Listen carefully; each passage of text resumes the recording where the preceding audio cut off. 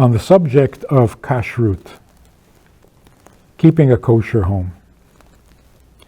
First thing we need to know is that this is not a health law. There's a whole section in the Code of Jewish Law concerning health habits, particularly in Rambam, who is also a doctor.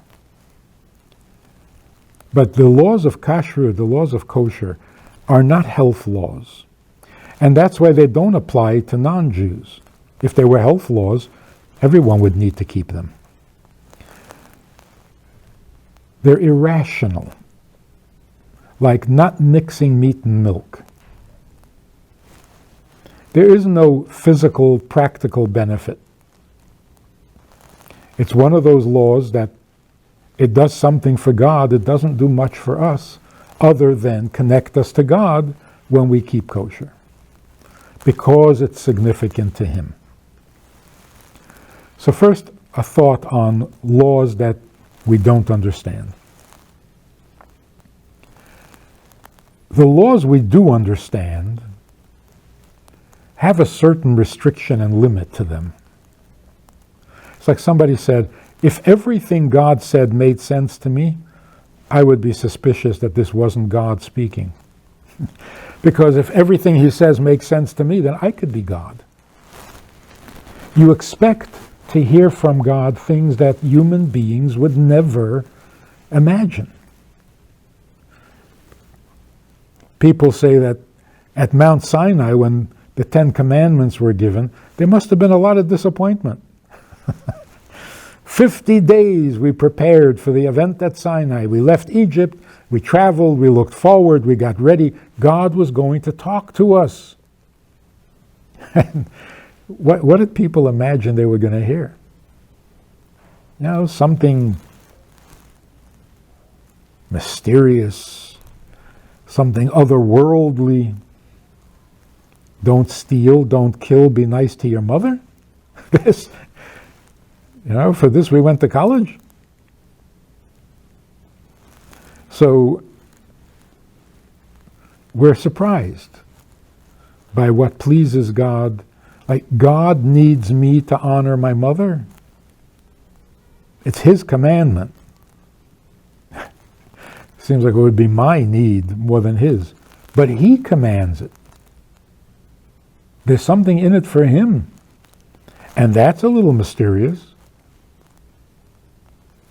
So, what does it mean, a mitzvah that we don't understand? It means God's thinking on His level, not on our level. God think is not human think. So it's not surprising that there would be things in God's repertoire that we don't see any benefit. Now we can argue that there is a physical, material, practical, pragmatic benefit. We just don't see it yet. We don't need to do that. It's okay for God to want things that I would never want, and to see things in a way that I would never see. In fact, we should be aware that that's true of marriage too. It's not only God who is mysterious.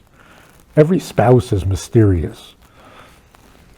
Every person other than me has needs, wants, opinions, views that I don't share at all.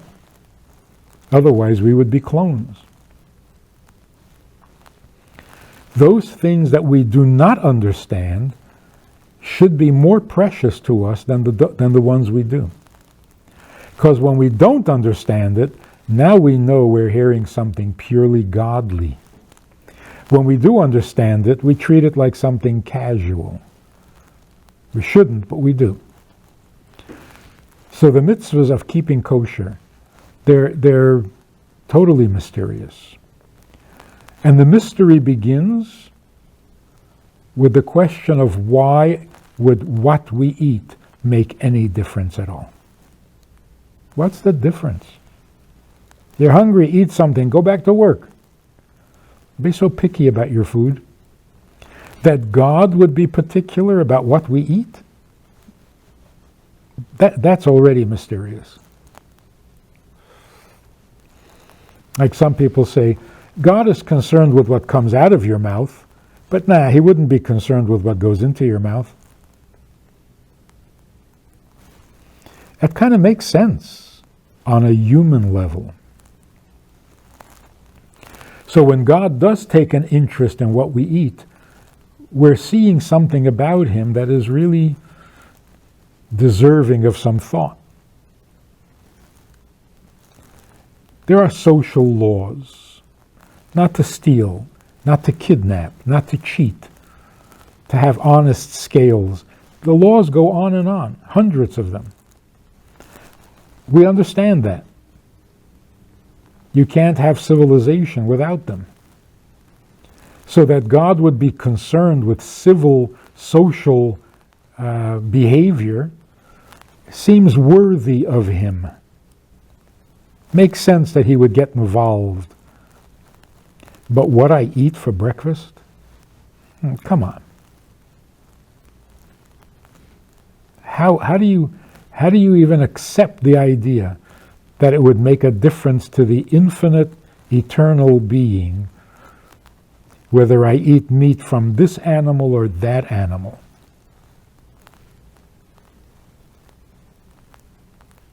So when we hear and we read the commandments about kosher and separation of meat and milk and so on,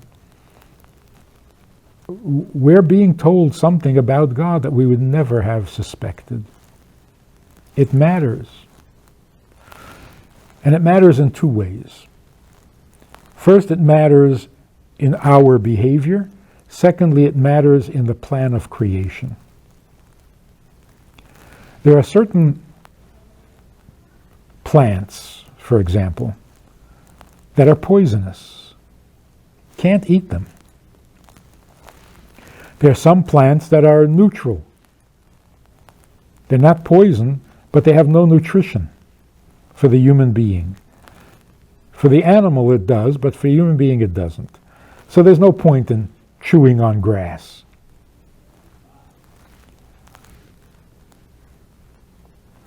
Then there are plants that would otherwise be usable to the human being, useful, but God said no. So what are we seeing? We are seeing that God created plants that will kill us if we try to eat it. God created plants that will do us no good if we do eat it. And God created plants that he does not intend to be used as food for the Jew. So God created the pig with a different purpose, with a different plan than he created the cow. So what makes the cow kosher and the pig non-kosher? God's intention. If he created it for a different purpose, then they're different in their essence. Different species, different being, different something. So by eating the non-kosher food, we're violating the plan in God's nature. This animal was not meant for you to consume. So don't abuse it or misuse it. So that's as far as the animal itself is concerned. But then there's the human. When we do a mitzvah, whether it's a positive mitzvah or a negative mitzvah, we're basically aligning ourselves with God's purpose in creation. So when I think, am I going to keep kosher or not? What's the question? Should I keep kosher? Do I want to keep kosher? What's the question? The question is, will I get anything from it? Usually that's, will this be good for me? Will it do anything for me? The only thing it'll do for you is you will be in harmony with God's plan. Any mitzvah. If God created the seventh day of the week to be a day of rest, and you're resting, you're in harmony with his plan. Or to put it in simple language, when he rests, we rest with him. So he created the world in 6 days and rests on the seventh. So we rest with him. During the 6 days he's busy creating, we create with him. We are creative. But on Shabbos we stop. Why? Because he stopped. So every mitzvah is basically staying on the same page with God, following his lead. So if God says, this animal was not meant for you to eat, this being is not meant for you to worship, so don't worship the sun or the moon, it's not what it's there for. Okay, so by doing the mitzvah or not doing the sin, I'm basically staying in harmony with God. The question is, God's purpose in creation, is it some vast eternal plan that has to do with cosmic issues? Or does every detail of creation express God's purpose? So why do we eat at all? Why did God create us dependent on food? Because in his plan, even what you eat serves his purpose, if you eat properly. Everything we do, how we dress, how we talk, how we treat each other. And really, this is the only thing that makes any sense at all. Because to say that God is very concerned with how I treat you, because that's a social law, but he really is not concerned with how I behave in my own home. So he doesn't really care how I treat myself, he only cares how I treat you. That doesn't really make any sense. If he's too infinite to care about me, why isn't he too infinite to care about you?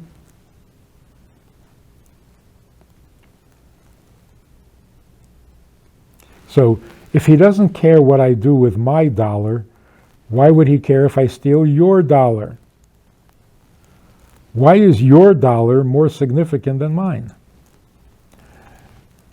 So if I eat a non-kosher sandwich, God couldn't care less. But if I steal the sandwich from you, oh, now we got a serious problem. Now, if he's too infinite to care, then he is too infinite to care about the universe, which is finite. Infinite and finite are vastly separated and have nothing in common. So unless God is concerned with everything, he's probably not concerned with anything. Because infinite means nothing is too big and nothing is too small. If some things are too small for God to care about, then he's not infinite anymore.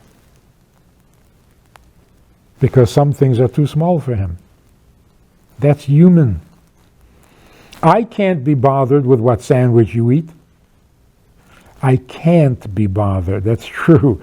I only have so much energy and I got to choose my battles, and I really can't be bothered.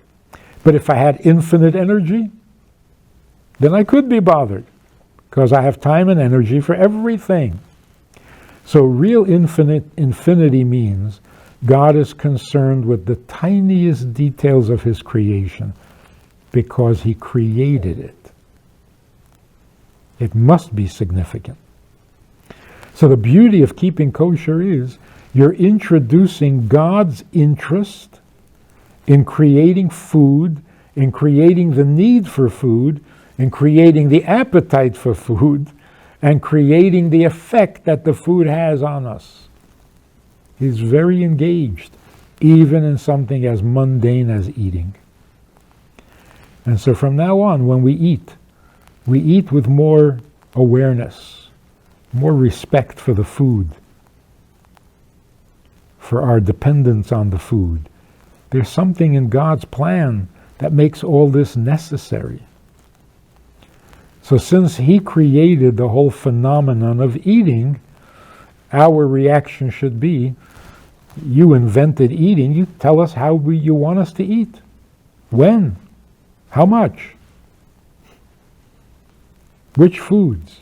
On Yom Kippur, no food? Okay, no food. On Pesach, a lot of matzah? Okay, I'll eat matzah. It's your plan. I'll do it your way. If it was up to me, I don't eat anything at all. I don't want to be dependent on food. It's a handicap. But you created me with this need. Okay, then let's do it your way. That's the idea behind kosher. Let's do it your way. Because I don't need this. I need to stop eating and I can't. So it brings godliness into the world, but into the most mundane and unexpected part of the world. Even there, we can be relating to God. Shalom Aleichem. How are you? You know, I do a lot of talking, a lot of Zooming, many classes, many subjects, but that's all formal stuff. Hopefully good stuff, but formal. We also have a Wednesday night meeting that's more informal and kind of Hamish. If you want to join us for that kind of an event, interactive, time for questions and so on, if you want to join us for this side of conversation, click on the link below and join us every Wednesday night at 9 o'clock. Well, maybe not every Wednesday night, but we try to make it every Wednesday night at 9 o'clock, a more informal chat, which can be more enjoyable at times than the formal stuff. So check it out. Click on the link and join us. Try it, you'll like it.